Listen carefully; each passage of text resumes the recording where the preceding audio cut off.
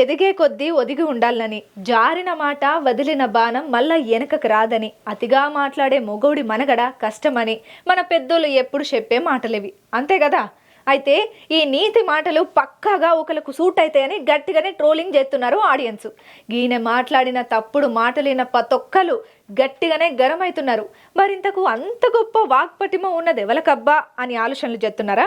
మీరే చూసి స్వయంగా గీ సారన్న మాటలిని రైటో రాంగో మీరే చెప్పుండి.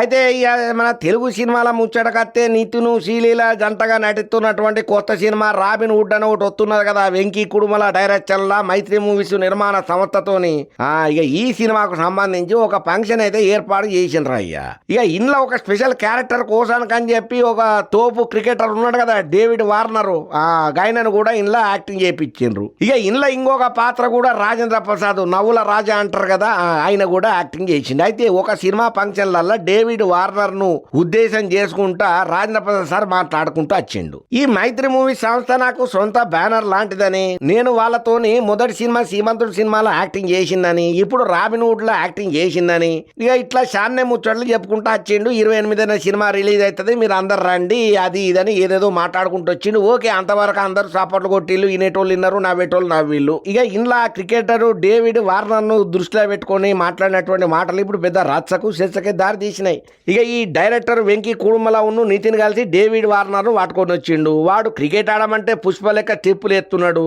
అరే వార్నర్ దొంగ టూ కొడక, రే వార్నర్ ఇదే నీ వార్నింగ్ అని అన్నట్టుగా కొంచెం నోటి దూలతోని నరం లేని నాలుకకు పని చెప్పిండు అయ్యా. గంత గొప్ప క్రికెట్ స్టార్ అయ్యుండి మన దేశానికి పిలిపించి, మన సినిమా కోసం అని పిలిపించి, మన ఫంక్షన్లల్లా గిట్లా అవమానకరంగా మాట్లాడు గిదెక్కడి సంస్కృతి, గిదెక్కడి సంప్రదాయం అయ్యా రాజేంద్ర ప్రసాద్. ఇన్నేళ్ల సినిమా జీవితంలో నువ్వు ఏం నేర్చుకున్నావు, అయినా నువ్వు ఎందుకు ఇట్లా మాట్లాడినావని కొంతమంది అంటే, ఆయన ఫుల్గా దాకా వచ్చిండు స్టేజ్ మీదకి, కనబడతలేదు ఆయన ముఖము, మాట్లాడే ఈదానము, బగ్గ పీకల దాకా దాగా వచ్చిండు అయ్యా. తాగి మాట్లాడిన మాటలు గా మాటలు ఏం పట్టించుకోవద్దని ఇంకొంతమంది.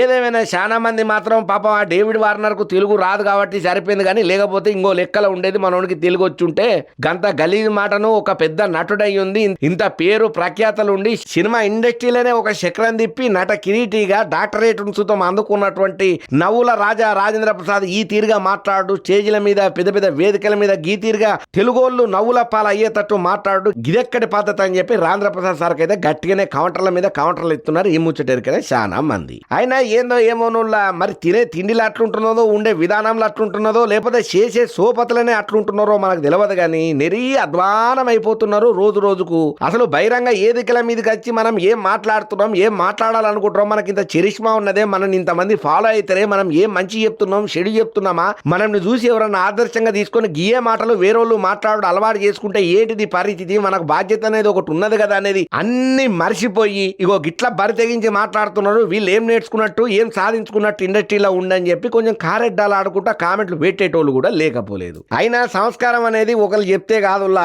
ఎవరికి వాళ్ళకు వచ్చి ఉండాలి. అందులో ఇన్ని వేల సినిమాలు చేసి ఇంత గొప్పగా ఆడియన్స్ ను రంజింపజేసి ఎన్నో అవార్డులను సొంతం చేసుకొని ఎంతో పేరు ప్రఖ్యాతులను సమాజంలో సంపాదించుకున్నోళ్ళే ఈ విధంగా మాట్లాడితే ఇక పిలిబిత్రి అడ్డబుడ్డే గాని సంగతి ఏంటిది అని కొంచెం ఎడ్డిచ్చినట్టే మాట్లాడుతున్నారు. ఈ ముచ్చటెరికైనా 10 ఒక్కరు.